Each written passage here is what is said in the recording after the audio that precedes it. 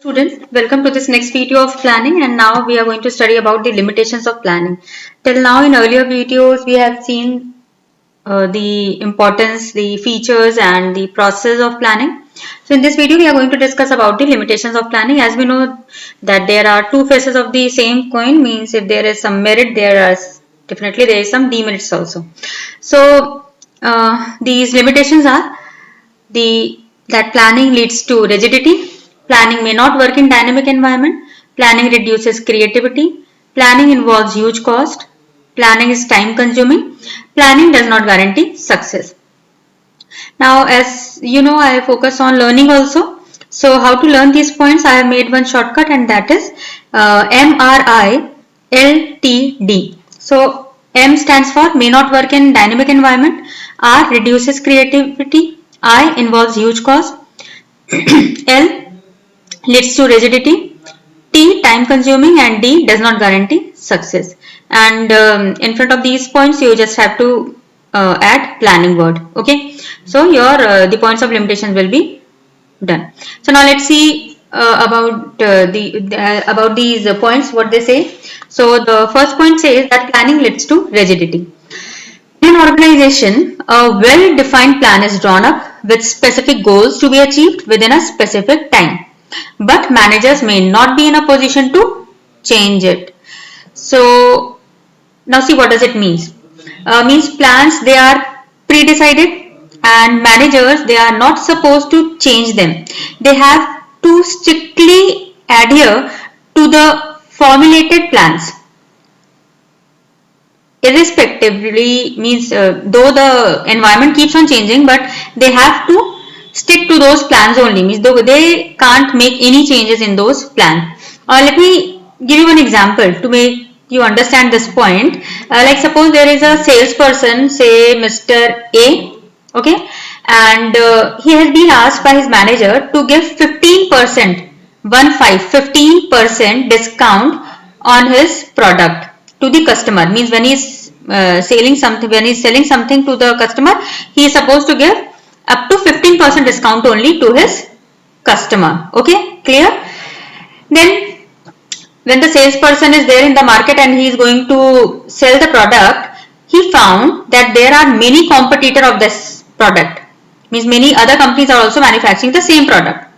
And now the customer has the choice. Means now the customer may ask for more discount. So, but here, because Mr. A is not supposed to give more discount than 15%, and so as a result, what will happen? They lost many customers.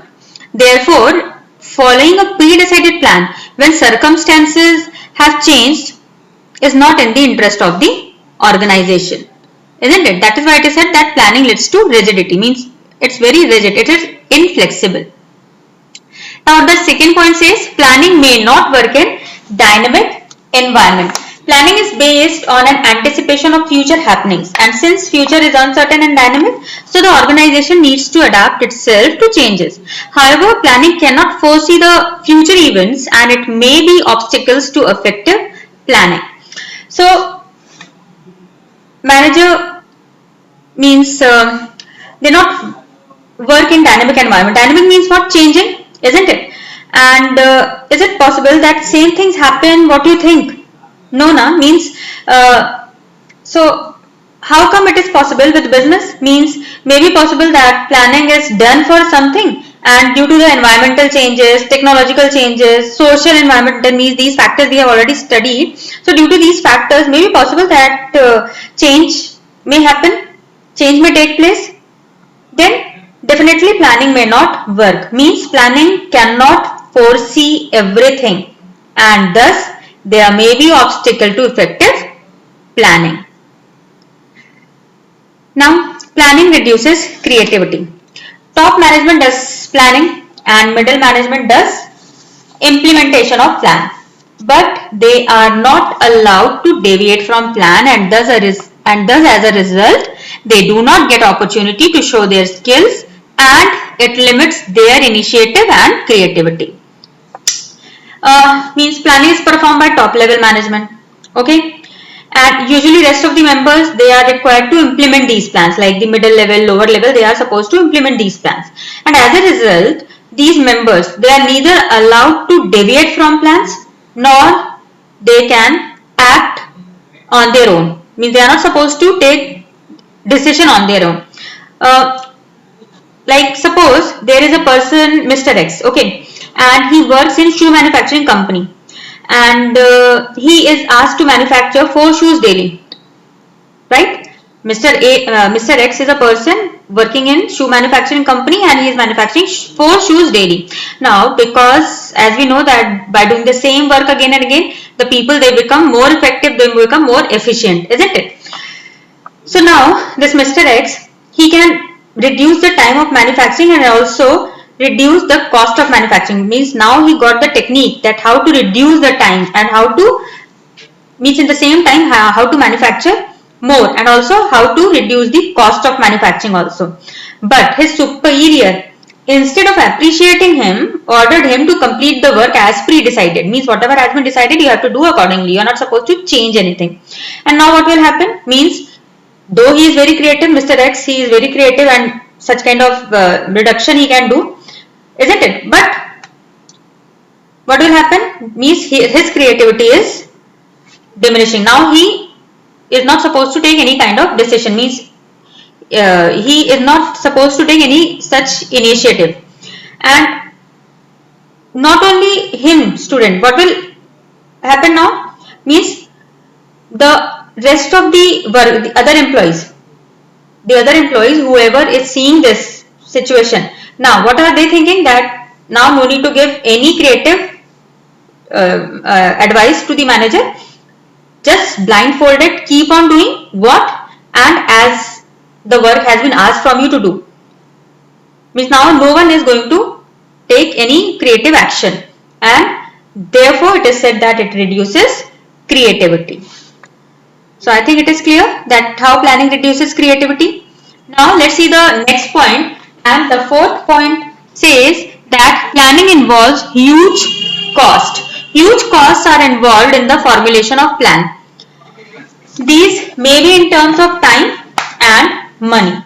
Let's see, in planning what happens, lots of money, time and effort have to be spent in forecasting, gathering of information, analysis of information. In all these work, lots of time and money and even effort of the individuals are spent. Lots of investigation work is done to find out whether the planning whichever is done will be feasible or not. And for all these works, professionals are hired by the company, and so there are these all things involve huge cost, and that is why it is said that planning involves huge cost. Then the next point says planning is a time consuming. Means many aspects need to be considered while formulating a plan. Hence it is very time consuming process. Like how is it time consuming? See, just now I have told you that information are gathered, analysis to be done, and all this take lots of time. Therefore it is said that planning is time consuming. Now planning does not guarantee success. The success of an enterprise is possible only when plans are properly drawn and implemented. It means plans need to be translated into action, otherwise they become meaningless. Means until and unless you are not implementing the plan, you have just thought everything and you are not implementing it, how come it will guarantee success? Now just correlate one of the things. Like suppose this year many of us must have planned for summer vacation, isn't it? That we'll go to that place, we'll go to this place, but due to this environmental like coronavirus, we are locked to our home. So are we able to implement our plan? No. Then we can say that planning, it does not guarantee success. Means until unless you are not implementing it, how will you want to know that whether the success, you have got the success or not, isn't it? So that is why it is said that it becomes meaningless until unless it is not, the action has not been done, it has not been implemented, it is meaningless. So student, here I end up with the limitations of planning. And student, one more thing I would like to tell you over here, that limitations means these are limitations which you have studied right now. These are actually internal limitations of the planning. Now we are going to study about the external limitations of planning. So External limitations include your natural calamities, change in government policies, change in fashion, taste and technological change. Means all, I think we all are aware of all these natural calamities like natural events like flood, earthquake, etc. may result in failure of planning, isn't it? Then changes in government policies like managers, they do not have any control over government policies, isn't it? Means change in taxation policies, bank rate, they may lead to failure of plans. Then if there is change in fashion, taste, etc., then what will happen?